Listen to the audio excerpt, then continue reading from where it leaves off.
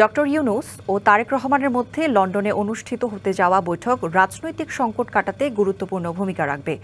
রাজধানীর গুলশানে বিএনপির চেয়ারপারসনের রাজনৈতিক কার্যালয়ে ব্রিফিংয়ে দলটির মহাসচিব মির্জা ফখরুল ইসলাম আলমগীর এ কথা বলেন। সংস্কার ইস্যুতে মির্জা ফখরুল বলেন, টিকমার্ক দিয়ে রাজনীতি হয় না। আরও বলেন, কেয়ারটেকার সরকার ছাড়া সুষ্ঠু নির্বাচন প্রায় অসম্ভব। এছাড়া ডিসেম্বরের মধ্যে নির্বাচন সম্ভব বলেও মনে করেন বিএনপি মহাসচিব।